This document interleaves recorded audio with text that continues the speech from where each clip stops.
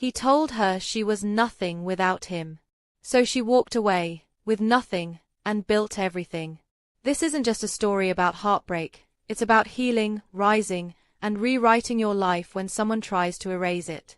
If you've ever felt small in the name of love, this story will speak straight to your soul. The ballroom sparkled with golden lights, filled with the sound of laughter, clinking glasses, and smooth jazz. Men in tuxedos and women in glittering gowns danced and mingled, pretending to enjoy every second of the expensive evening.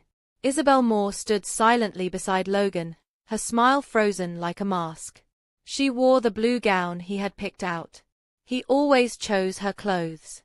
"You look beautiful," people told her, but she didn't feel it. She felt like a decoration on his arm, something shiny, quiet, and controlled. Logan leaned in, placing his lips close to her ear. His voice was low, soft, but cold.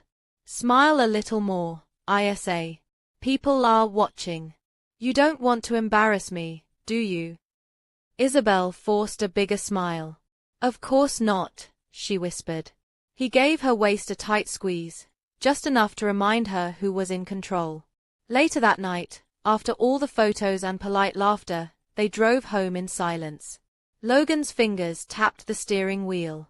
Isa sat with her hands folded in her lap, staring out the window.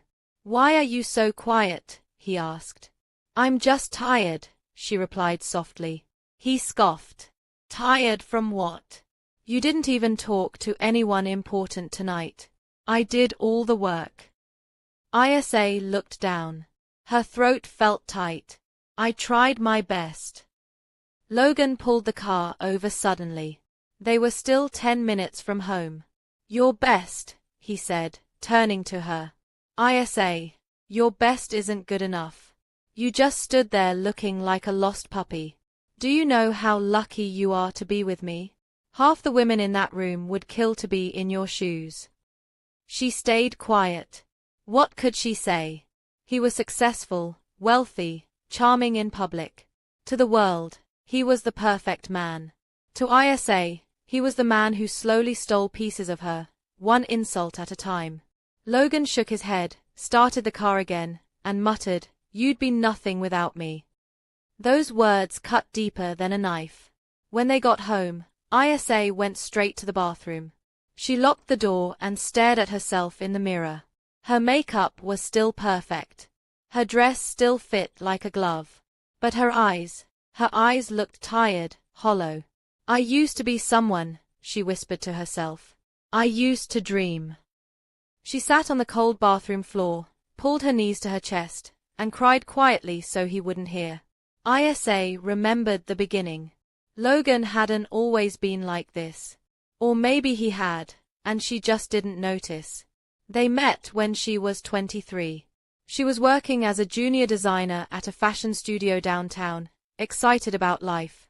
Logan walked in one day as a client, confident, handsome, and full of compliments. "You're talented," he had told her. "You shouldn't be stuck in a place like this." She believed him.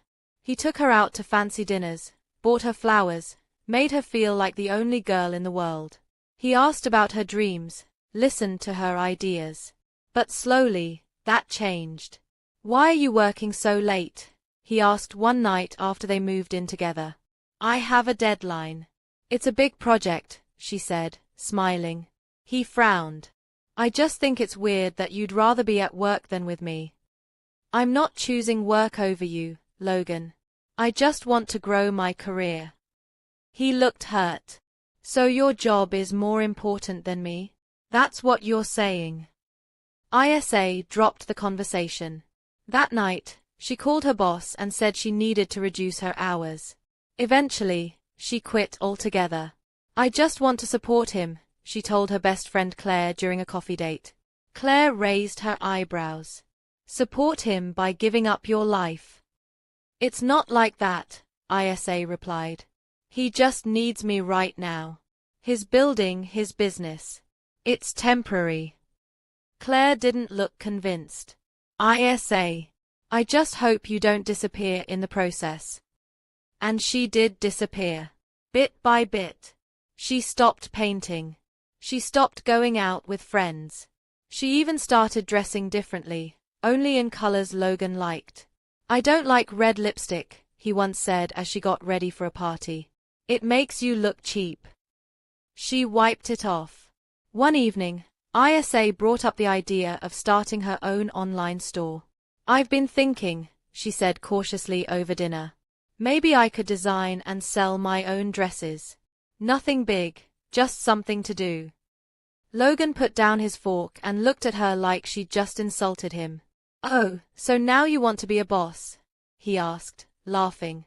"You can't even handle criticism, Isa. Business is not for soft people." "I can learn," she replied, trying to sound brave. He leaned back in his chair. "You're lucky I love you. Otherwise, someone else might have told you the truth. You're not as special as you think you are." Isa swallowed the lump in her throat. She said nothing for the rest of dinner. That night, she lay awake in bed, staring at the ceiling while Logan snored beside her. "I used to believe in myself," she whispered in the dark. "Now I don't even know who I am." The next morning, she got a call from Claire. "I haven't seen you in weeks," Claire said. "Let's have lunch." "I'm busy," Isa replied automatically. "You're not. He just doesn't like me, does he?" Isa paused. "It's not like that, Claire." "Yes, it is," Claire said gently. "I've known you since we were kids. You've changed. And not in a good way." Tears filled Isa's eyes. "Maybe I'm just tired." "No," Claire said softly. "You're drowning." That night, Logan came home late, drunk and angry. He threw his keys on the table and accused Isa of moving his files. "I didn't touch anything," she said, scared. "You're lying," he shouted, slamming his fist on the counter. Isa flinched. For a second, she thought he might hit her. He didn't. Instead, he looked at her like she was a stranger. "God, you're so weak. You're lucky I haven't left you." Isa said nothing. She just stood there, frozen. Later, after he went to bed, she sat in the living room, staring at an old sketchbook she found buried in a drawer. It was covered in dust, but the pages still held her old designs, vibrant, bold, full of color. Tears ran down her face as she whispered to the empty room, "Where did I go?" It was a rainy Thursday afternoon when Isa found the message. Logan had left his phone on the couch while he was in the shower. She had no intention of snooping, but the screen lit up with a text preview. "Last night was perfect. I wish I could wake up next to you every day. Ava." Isa froze. Her heart started pounding so hard she could barely hear the shower anymore. She picked up the phone, unlocked it. Logan never expected her to go through it, and scrolled. There were dozens of messages. Sweet ones. Dirty ones.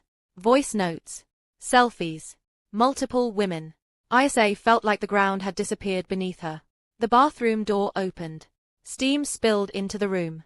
Logan stepped out, towel around his waist. He looked at her. Saw the phone in her hand. His face changed instantly. "What are you doing?" he asked sharply. Isa stood up, holding the phone out. "Who's Ava?" He snatched the phone from her and laughed. "You're going through my phone now? What are you, crazy? Are you cheating on me?" Logan looked her dead in the eye. "You're overreacting. Answer me." Her voice cracked. He crossed his arms. "Look, Isa, don't turn this into some dramatic scene. It was just texting. Nothing serious." "Nothing serious." Tears rolled down her cheeks. "You told another woman you wanted to wake up next to her." "Stop being emotional," he snapped. "This is why I can't talk to you about anything. You blow everything out of proportion." Isa shook her head. "You lied to me. You humiliated me." Logan's voice dropped to a dangerous calm. "You need to calm down. You're lucky I even come home to you. You bring nothing to the table, Isa. I take care of everything. You should be grateful." That was it. That sentence broke something inside her. "I bring nothing," she whispered. He looked away. "You know what I mean." "No, Logan," she said, her voice trembling. "I don't. Because I gave up my job for you. My friends. My dreams. I've spent years trying to make you happy, her voice cracked again, while you've been tearing me apart piece by piece. Logan rolled his eyes. Here we go with the victim act. I'm not playing the victim, Isa said. I'm done. He narrowed his eyes. You're not going anywhere. She stared back, her voice firmer now. Watch me. She walked into the bedroom, slammed the door, and locked it. She sat on the floor, shaking, heart racing, eyes wide. But she didn't cry this time. She started making a plan. The next day, Isa called Claire. Her voice was low and steady. I need a place to stay. Just for a while. Claire didn't hesitate. Pack your things. I'll come get you tonight. Isa ended the call, exhaled deeply, and looked around the house that had become her prison. She had to move quietly. Logan would be out later that evening. That was her window. For the rest of the day, she played her part. She made his coffee. She folded his laundry. She pretended everything was normal. When he left for a business dinner, she waited 10 full minutes, then sprang into action. She pulled out an old duffel bag and packed only what she needed: clothes, documents, her sketchbook, her laptop, the small stack of money she had hidden inside an old shoebox. She paused to look around the apartment one last time. The framed photos, the expensive furniture, the cold silence, it all made her feel sick. Claire honked the horn outside. Isa rushed out, heart pounding, and climbed into the car. Claire looked at her. You okay? Isa shook her head. No. But I will be. They drove in silence for a while. Isa stared out the window, watching the city lights blur into one long smear of gold and grey. I should have left a long time ago, Isa said. Claire reached over and held her hand. You left now. That's what matters. At Claire's apartment, Isa settled into the guest room. It was small, warm, filled with plants and books. Safe. She stood by the mirror and looked at herself. Pale. Tired. Broken. But still standing. That night, she didn't sleep much. Memories kept flooding her mind. Logan's insults, the night she cried herself to sleep, the dreams she had buried. But there was one moment she couldn't stop replaying, when she said, I'm done. She had meant it. The next morning, she opened her laptop. Her designs were still there. Bold. Colorful. Full of life. She posted another one anonymously. Then another. This time, she added a short caption.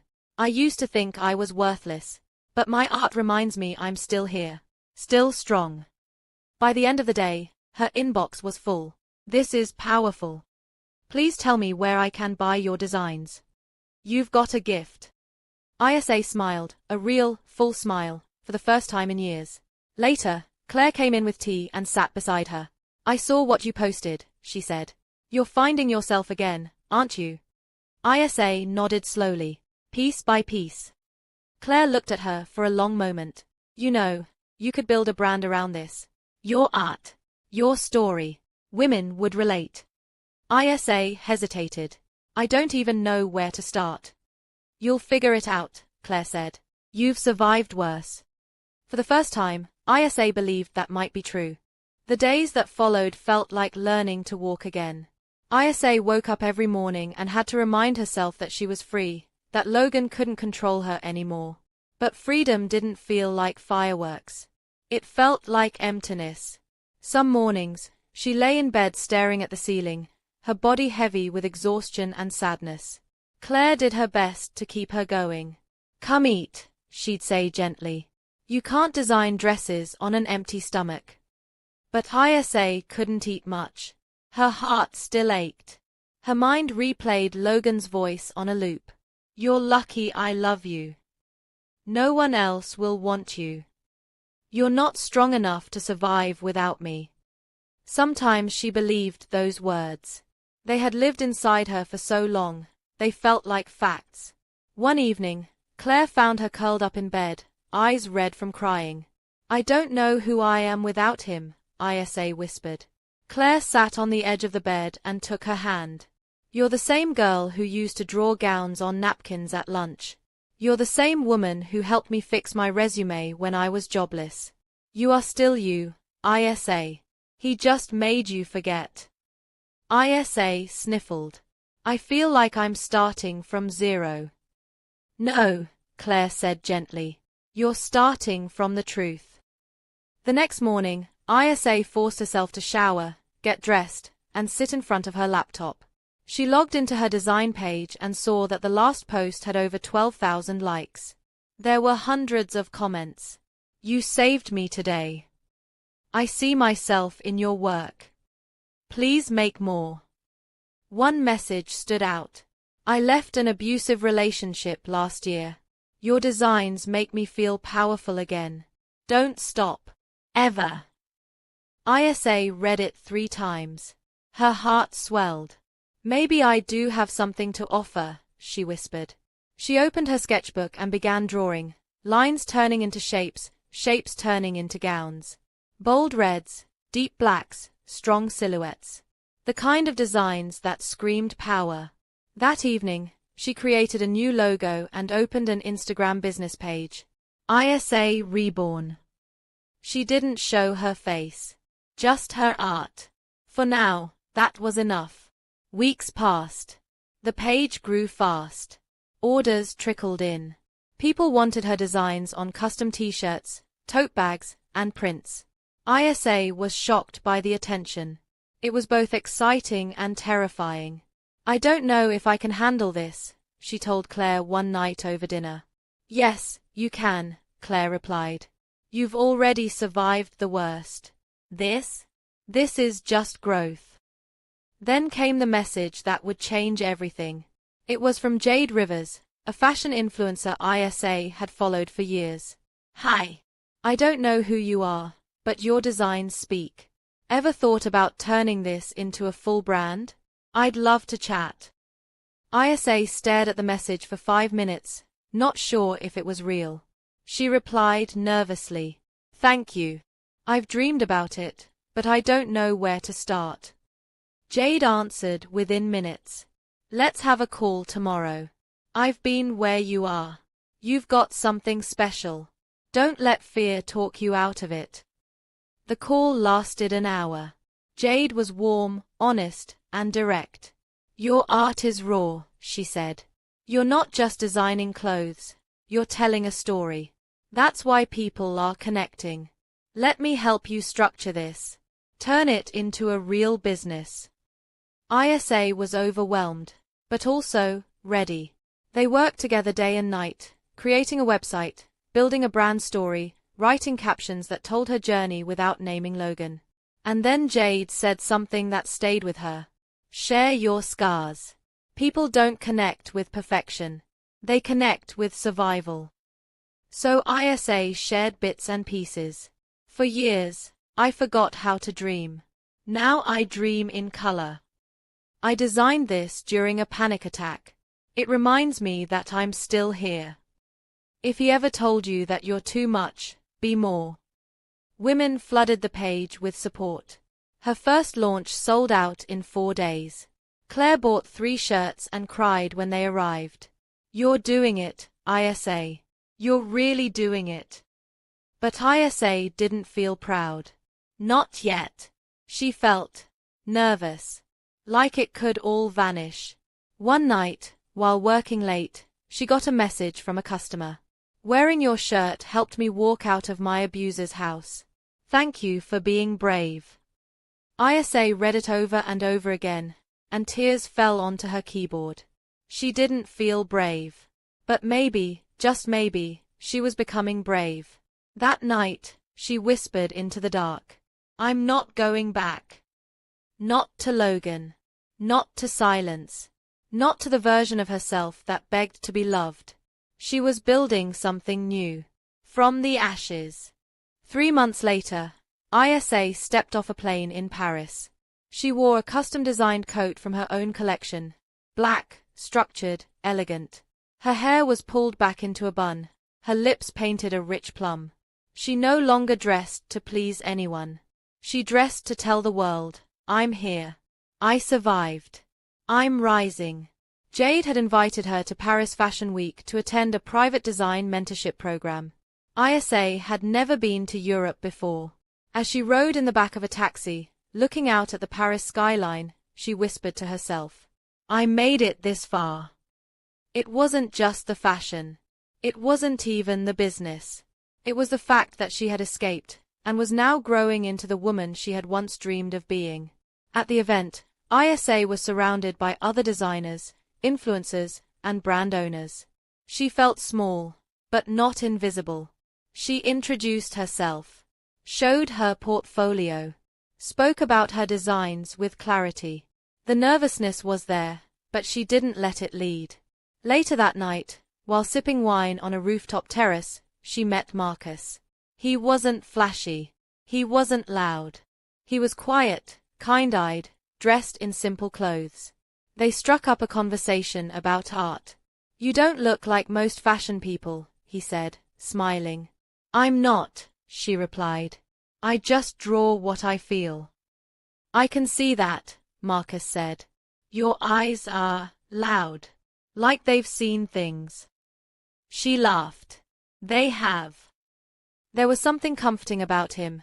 No pressure, no pretending. Just presence.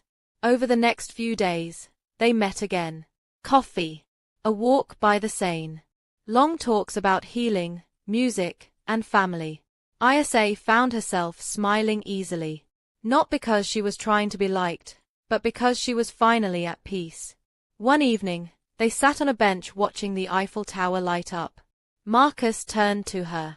"Whoever told you you were nothing was lying." ISA looked away, swallowing tears. "He said that a lot," she admitted softly. Marcus didn't ask who he was. He just said, "Then I hope you keep proving him wrong." The glow-up was real. Isa's brand had grown into a full business. She hired a small team. She shipped worldwide. She gave talks, virtual ones at first, sharing her story under her new brand name. She still hadn't shown her full face online. Part of her still feared Logan would find her. But one day, she got a message in her inbox. "Logan Walker. Hey. Saw your stuff online. You've really come a long way. Proud of you." ISA stared at the message for a long time. Her hands shook. Proud of me? He who once said she was nothing. He who made her feel like a burden. He who broke her spirit piece by piece. She took a deep breath and typed, "Don't contact me again." But she didn't send it. Instead, she sat with the message. Let herself feel everything. Anger. Disgust. Closure. Then another message came. "Let's meet. Just talk. No hard feelings." Claire was furious. "Don't you dare," she warned. "You don't owe him a second of your time." "I know," ISA said. "But I think I need to see him. Not for him. For me." So she agreed to meet. They met at a small cafe downtown. ISA wore no makeup, no armor, just a simple cream dress she had designed herself. Logan walked in, same confident stride, same arrogant smile. "You look different," he said, sitting down. "I am," she replied. He glanced at her hands, her clothes. "I've been keeping up with your stuff. You're big now." ISA said nothing. "You know," he added, "I always saw potential in you. Maybe I was hard on you, but it worked, didn't it?" ISA blinked slowly. "No, Logan. You didn't build me. You broke me. I built myself after you were gone." He laughed nervously. "You don't have to be so dramatic. I just wanted to say I'm happy for you." ISA leaned in, her voice steady. "You said I'd be nothing without you. But you were wrong." Logan looked stunned. ISA stood up. "This conversation is over." As she walked away, her steps felt lighter, stronger. She wasn't just surviving anymore. She was reclaiming her power. Outside the cafe, she breathed deeply and looked at the sky. The sun was setting, painting the clouds with orange and pink. Claire called. "How did it go?" "I said everything I needed to say," ISA replied. "You okay?" ISA smiled. "I'm more than okay. I'm free." Months passed, but ISA didn't slow down. She had gone from a broken woman hiding in a friend's guest room to a full-fledged business owner and speaker. Her brand, ISA Reborn, was now more than just a clothing line. It had become a movement.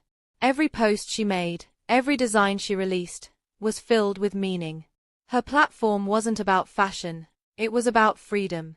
She held her first online workshop called Rebuilding After the Storm. Over 500 women joined. ISA looked into the webcam and introduced herself for the first time as ISA More, fully visible, face and all. 3 years ago, she began, I believed I was worthless. I had a man tell me that I'd be nothing without him. And for a while, I believed him. I stopped dreaming. I stopped creating. I stopped living. She paused. But the truth is, I didn't need him to become something. I needed to lose him so I could find me. The chat exploded with hearts, fire emojis, and messages. That's my story too. I needed to hear this. You're saving lives. At the end of the session, a young woman named Maya unmuted her mic. Her voice shook. I left my abusive boyfriend last week. I was scared. But seeing you, hearing your story, it gives me hope. Thank you. Isa's eyes filled with tears. She replied softly, You're not broken, Maya. You're just beginning.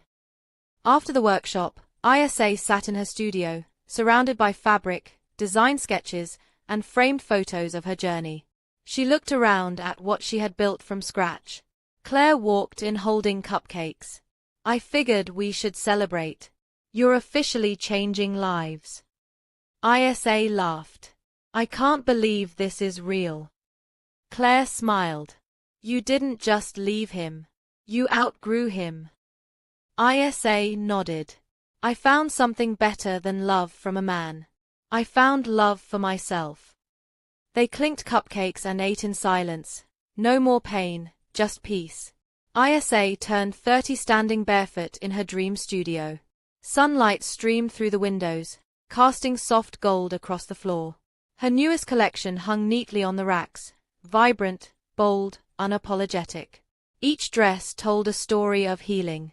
Her team buzzed around her, preparing for the launch of her memoir, Everything Without You.